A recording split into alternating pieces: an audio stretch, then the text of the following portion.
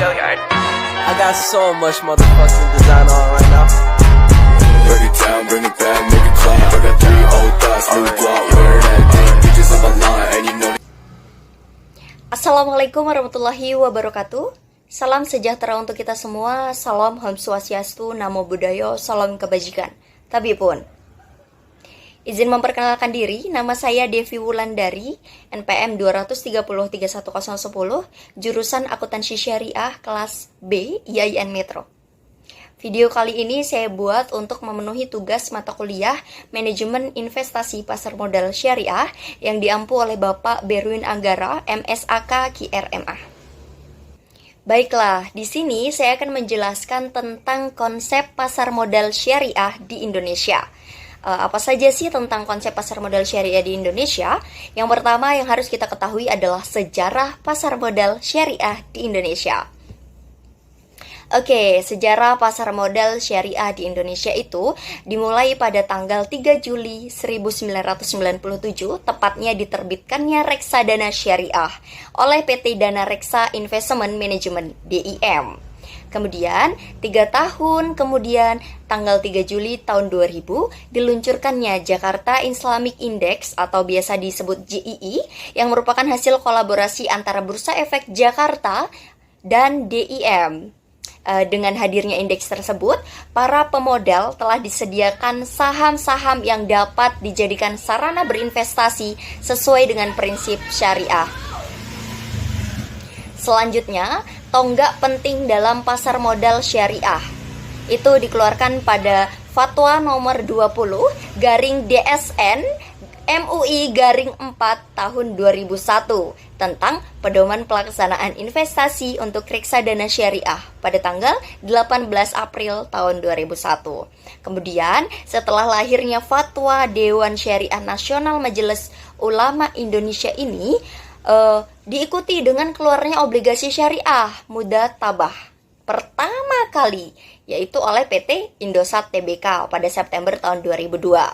Selanjutnya, pasar modal syariah nasional itu kian mendapat momentum setelah pemerintah itu menerbitkan surat berharga syariah negara atau biasa disebut SBSN pertama, yaitu seri IFR 001 dan IFR 002 tanggal 26 Agustus tahun 2008. Kemudian menyusul disahkannya UU nomor 19 tahun 2008 tentang SBSN juga pada tanggal 7 Mei 2008.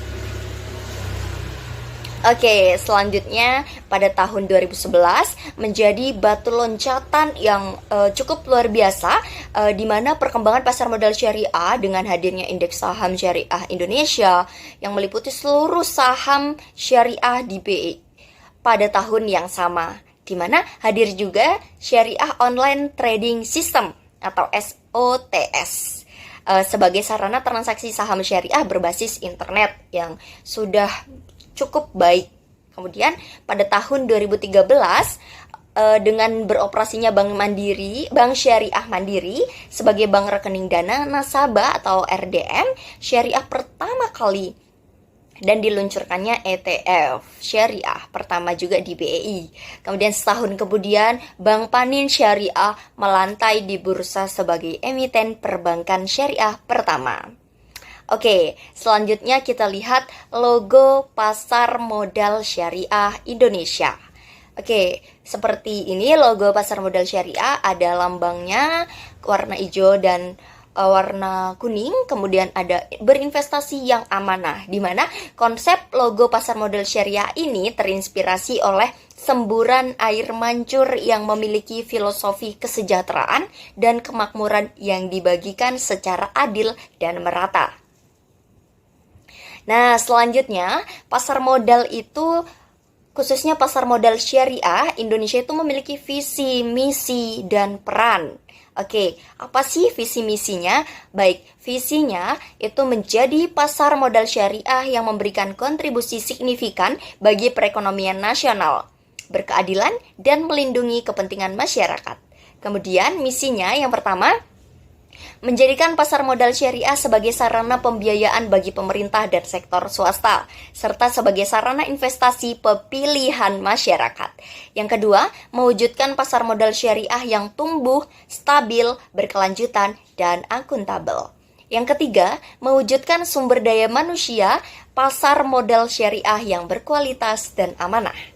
Nah, kemudian peran pasar modal syariah di Indonesia. Ada dua peran utama pasar modal syariah. Yang pertama, sebagai sumber pendanaan yang sesuai dengan prinsip syariah bagi perusahaan. Yang kedua, menjadi wadah investasi yang sesuai prinsip syariah bagi investor. Selanjutnya, bagaimana sih konsep pasar modal syariah di Indonesia? Oke, salah satu pokok penting dalam fikih muamalah itu adalah aturan bahwa segala sesuatu yang keterkaitan hubungan muamalah atau biasa disebut usaha itu diperbolehkan selama tidak ada dalil atau aturan syariah yang melarangnya. Artinya, pasar modal syariah itu selama tidak ada larangan, maka aktivitasnya diperbolehkan. Di mana transaksi-transaksi yang dilarang dalam pasar modal syariah itu ada 5, maisyir atau judi, terus batil atau palsu, terus riswah atau suap menyuap, riba, bunga, dan yang terakhir ada gharar atau tidak kepastian. Oke, setelah kita mengetahui bagaimana konsep pasar modal syariah, visi misinya, logonya, selanjutnya kita akan membahas tentang perbedaan pasar modal syariah dan konvensional. Oke, ada berbagai aspek dalam perbedaan pasar modal syariah dan konvensional, mulai dari instrumen investasinya, indeks sahamnya, tipe obligasinya, jenis reksadana konvensionalnya, di mana kita lihat dari instrumen investasi itu yang membedakan kalau konvensional itu pakai saham, obligasi, dan reksadana. Sedangkan syariah itu menggunakan saham syariah investasi, sukuk, reksadana syariah. Dan seterusnya, berikut sudah dilampirkan perbedaan antara konvensional dan syariah. Oke, selanjutnya perbedaan dari aspek jenis reksadana non-konvensional.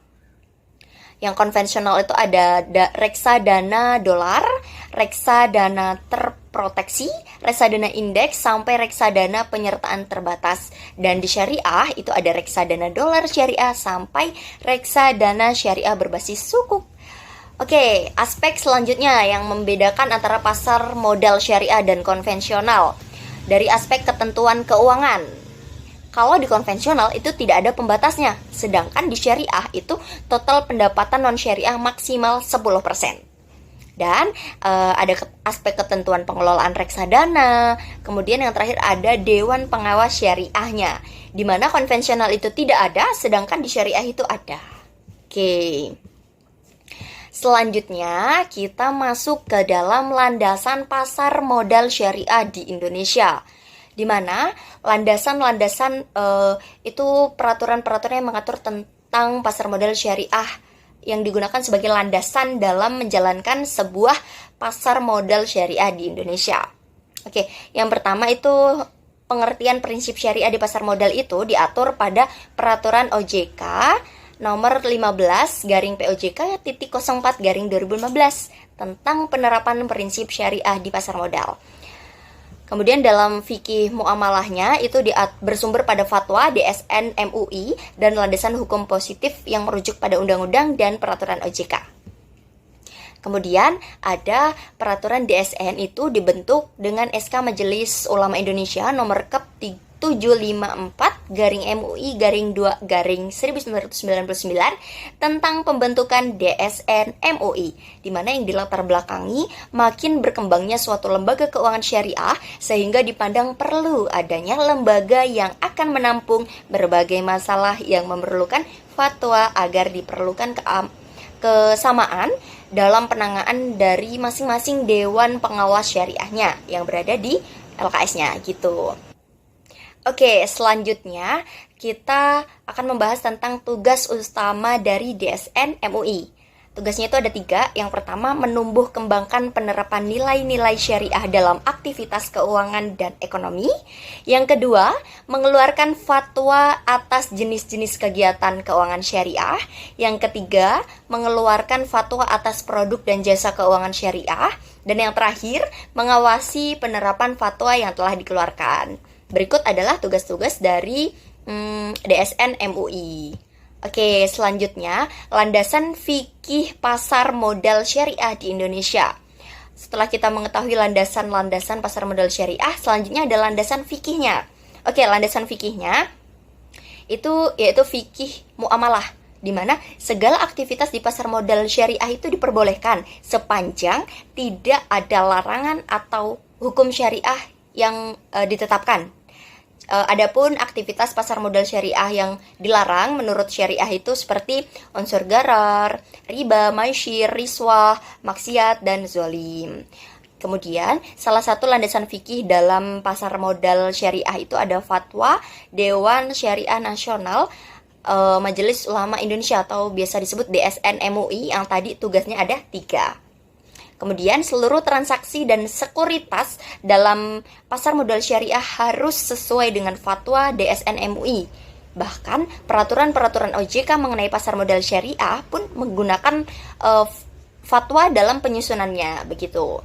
Oke, selanjutnya adalah konsep dalam berikut adalah konsepnya, di mana syariah peraturan hukum Islam itu bawahnya ada fikih hukum Islam yang bersumber dari Al-Qur'an dan hadis, di mana dia itu nyabang, ada muamalah dan ibadah. Muamalah itu yang mengatur antara hubungan manusia dengan manusia, sedangkan ibadah itu yang mengatur hubungan manusia dengan Allah, gitu. Oke, selanjutnya apa sih fatwa itu? Dari tadi kan kita membahas tentang fatwa-fatwa.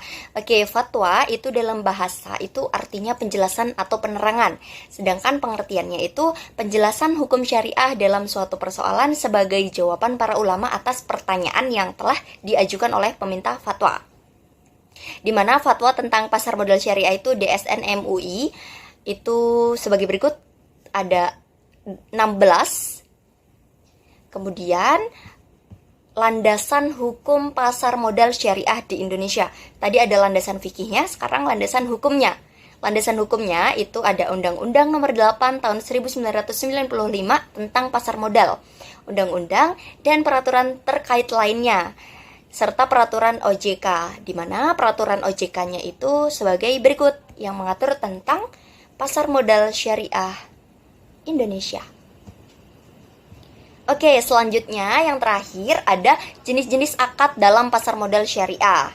Berdasarkan peraturan OJK nomor 53 garing POJK.04/2015 tentang akad yang digunakan dalam penerbitan efek syariah di pasar modal syariah, itu ada 6. Yang pertama izaroh atau perjanjian sewa-menyewa suatu barang atau jasa antara pemilik barang dengan penyewa barang dengan jangka waktu yang telah ditetapkan tertentu, gitu. Kemudian yang kedua ada akad istisna. Itu perjanjian jual beli barang atau jasa antara pemilik barang atau jasa dengan pembeli, dengan ketentuan spesifiknya itu sudah ditentukan di awal, gitu.